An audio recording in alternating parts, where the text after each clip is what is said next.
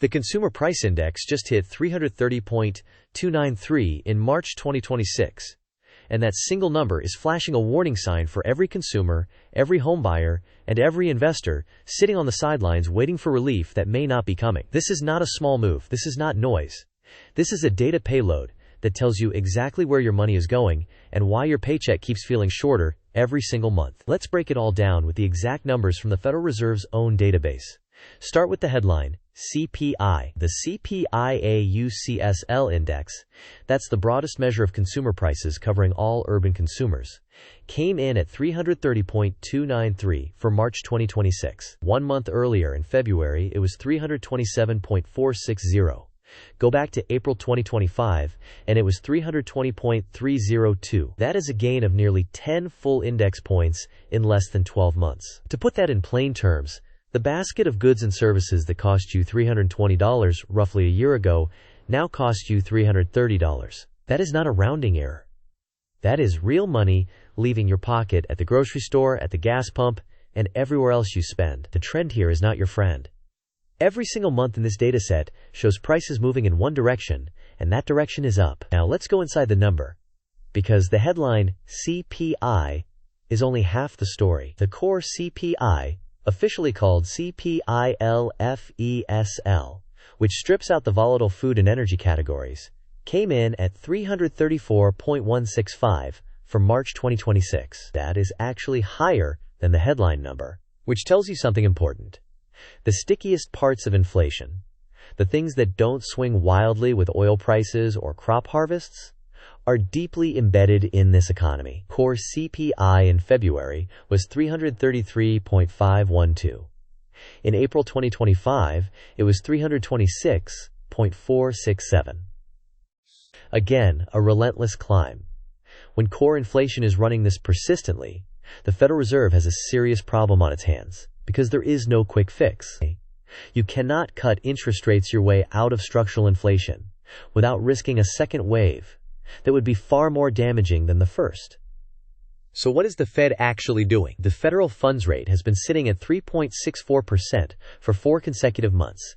April, March, February, and January of 2026 all print the same 3.64% in the FRED data. Before that, in December 2025, it was 3.72%. In November 3rd, 0.88%. In October 4th, 0.09%. The Fed has been cutting, slowly and carefully. But the cuts have now stalled completely. 4 months of an unchanged rate is not an accident. That is a deliberate pause.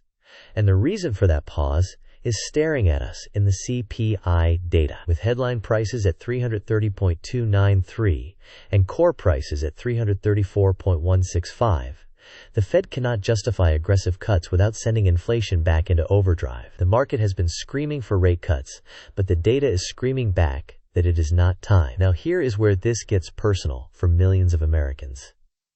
The housing market. The 30-year fixed mortgage rate just jumped to 6.37% as of May 7, 2026. That is up from 6.30% the week before, up from 6.23% the week before that, and dramatically higher than the 5.98% we saw back on February 26th. In just 10 weeks, mortgage rates have gone from nearly touching 5.98%, a level that was giving homebuyers a tiny window of hope, all the way back up to 6.37%. That is not a small move in the mortgage market. On a $400,000 loan, the difference between 5.98% and 6.37% is roughly $100 more per month, every month, for 30 years. That is $36,000 in additional interest over the life of the loan.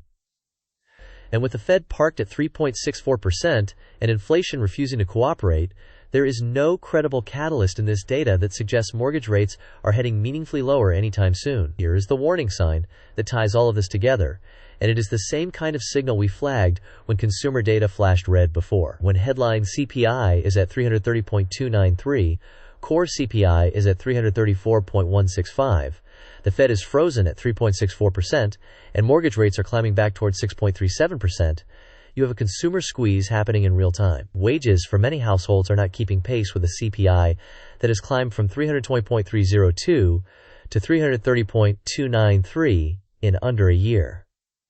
Homeownership is getting more expensive by the week, and the Fed's hands are tied, because cutting rates into sticky core inflation would be like pouring gasoline on a fire that never fully went out. What does this mean for your money right now? First, if you are waiting for mortgage rates to crash before buying a home, this data says you may be waiting a very long time. Second, if you are holding cash in a savings account, the 3.64% Fed funds rate environment means high-yield savings accounts are still paying competitive rates. Use them. Third, if you are investing, understand that a Fed frozen at 3.64% with CPI at 330.293 is not a recipe for the kind of aggressive rate cut-fueled stock market rally that bulls have been pricing in. The data is the data, and right now the data is telling you that inflation is not done with you yet.